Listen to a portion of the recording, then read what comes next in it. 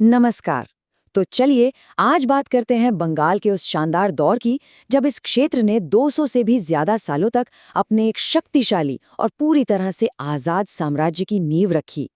ये कहानी सिर्फ किसी बगावत की नहीं है, बल्कि ये कहानी है एक पूरी की पूरी नई पहचान के जन्म की। तो सोचने वाली बात यह है कि आखिर ये होता कैसे है? कैसे एक दूर दराज का सूबा न सिर्फ एक बहुत बड़े साम्राज्य से अलग हो जाता है, बल्कि खुद इतना कामयाब होता है कि अपनी एक अलग पहचान और जबरदस्त अर्थव्यवस्था बना लेता है। आइए इसी सवाल का जवाब ढूंढते हैं। तो ये सब शुरू कैसे हुआ? इसके लिए हमें चलना होगा 14वीं सदी में। उस वक्त दिल्ली सल्तनत एक बहुत बड़ी ताकत तो थी, लेकिन कभी-कभी आपकी सबसे बड़ी ताकत ही आपकी सबसे बड़ी कमजोरी बन जाती है। देखिए, बंगाल दिल्ली सल्तनत के लिए एक सोने की चिड़िया जैसा था, सबसे अमीर सूबों में से एक। लेकिन एक बहुत बड़ी दिक्कत थी, दूरी। दिल्ली में बैठे सुल्तान के लिए इतनी दूर बंगाल पर पूरा कंट्रोल रखना हमेशा से एक सिरदर्द बना हुआ था। असल में दिल्ली की पकड़ ढीली पड़ने के पीछे 3 बड़ी वजहें थीं। एक तो ये कि साम्राज्य इतना ज्यादा फैल चुका था कि उसे संभालना ही मुश्किल हो रहा था। दूसरा, बंगाल में लोकल लेवल पर छोटे-मोटे विद्रोह लगातार होते रहते थे। और तीसरा, बंगाल का जो इलाका है, नदियों और डेल्टा का जाल, वहां सेना भेजना और कंट्रोल बनाए रखना लगभग नामुमकिन जैसा था। और देखिए, इतिहास का यही नियम है, जब एक बड़ी ताकत कमजोर पड़ती है तो कोई न कोई उस खाली जगह को भरने के लिए आगे आ ही जाता है। बंगाल के स्थानीय नेताओं और ताकतवर लोगों ने इस मौके को पहचाना और अपनी किस्मत खुद लिखने का फैसला कर लिया। और ये बदलाव इतनी तेजी से हुआ कि यकीन करना मुश्किल है। जरा सोचिए, 14वीं सदी की शुरुआत में जो बंगाल दिल्ली का सिर्फ एक सूबा था, वो कुछ ही दशकों के अंदर शमसुद्दीन इलियास शाह के नेतृत्व में एक आजाद सल्तनत के तौर पर खड़ा हो गया। तो इस पूरी कहानी के जो मुख्य किरदार थे, वो थे शमसुद्दीन इलियास शाह। यही वो शख्स थे जिन्होंने बंगाल के 3 बड़े और अलग-अलग हिस्सों लखनौती, सोनारगांव और सतगांव को एक झंडे के नीचे लाकर एक बहुत बड़ा ऐतिहासिक काम किया। अब सवाल ये है कि उस जमाने में कोई अपनी आज़ादी का ऐलान कैसे करता था? कोई प्रेस कॉन्फ्रेंस तो होती नहीं थी। इसका सबसे बड़ा, सबसे पक्का सबूत था अपना खुद का सिक्का जारी करना। ये एक खुली चुनौती थी, एक ऐलान कि अब हम किसी के अधीन नहीं हैं। और बंगाल के सुल्तानों ने ऐसा ही किया। कोई 1-2 सिक्के नहीं, बल्कि लाखों में चांदी के सिक्के, जिन्हें टका कहा जाता था, वो ढाले गए। ये सिर्फ आज़ादी का नहीं, बल्कि उनकी जबरदस्त आर्थिक ताकत का भी सबूत था। और सबसे अहम बात जानते हैं क्या थी? इन सिक्कों पर दिल्ली के सुल्तान का नाम नहीं था, इन पर नाम था बंगाल के अपने सुल्तान का। ये दिल्ली सल्तनत को एक साफ और साहसी संदेश था कि बंगाल अब एक आजाद मुल्क है।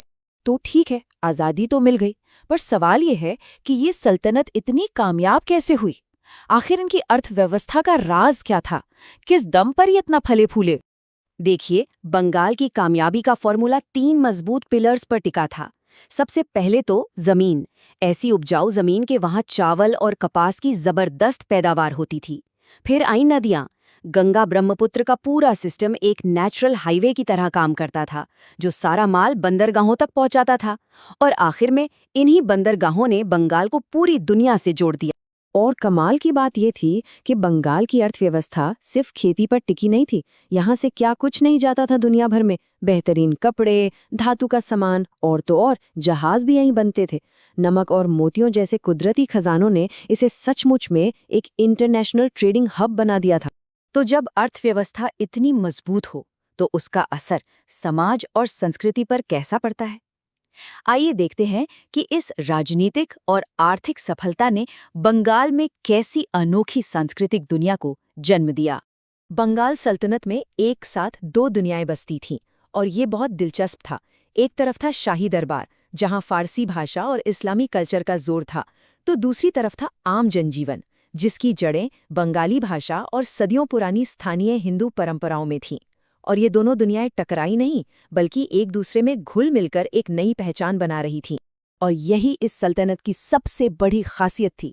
ये टकराव का नहीं, बल्कि एक तरह के सिंथेसिस यानी मेल जोल का समाज था। जरा सोचिए, हिंदू और मुस्लिम अफसर साथ मिलकर काम कर रहे हैं, सूफी संत अमन का पैगाम दे रहे हैं और हिंदू जमींदार प्रशासन चला रहे हैं। दरबार में फारसी और बंगाली दोनों भाषाओं के साहित्य को बराबर का बढ़ावा मिल रहा था। लेकिन जैसा कहते हैं, हर अच्छी चीज का एक अंत होता है। अब कहानी के उस मोड़ पर चलते हैं जहां बंगाल सल्तनत की राजनीतिक आज़ादी तो खत्म हो गई, लेकिन उसकी विरासत हमेशा के लिए अमर हो गई।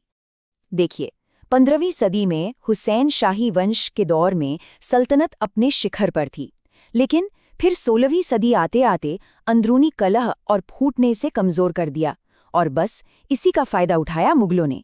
1576 के आसपास बादशाह अकबर ने बंगाल को मुगल साम्राज्य में मिला लिया और इस तरह स्वतंत्र सल्तनत का दौर खत्म हो गया। लेकिन यहाँ एक बहुत ज़रूरी बात समझने वाली है। सल्तनत का ख़त्म होना एक सियासी बदलाव था, सल्तनत की पहचान का अंत नहीं। इन 200 से ज़्यादा सालों में जो एक अनोखी बंगाली पहचान बनी थी, वो मुगलों की जीत के बाद भी जिंदा रही। तो आखिर ये सल्तनत अपने पीछे क्या छोड़ गई? इसने एक ऐसी विरासत छोड़ी जो आज भी महसूस की जा सकती है। एक खास बंगाली मुस्लिम संस्कृति, पूरी दुनिया से व्यापार के रास्ते, एडमिनिस्ट्रेशन के वो तरीके जो बाद में भी इस्तेमाल हुए, और सबसे बढ़कर बंगाली साहित्य की एक बहुत मजबूत नींव। तो आखिर में एक सवाल के साथ इस बात को सोचते हैं, सल्तनत को तो जीत लिया गया, पर उसकी पहचान को नहीं। कैसे?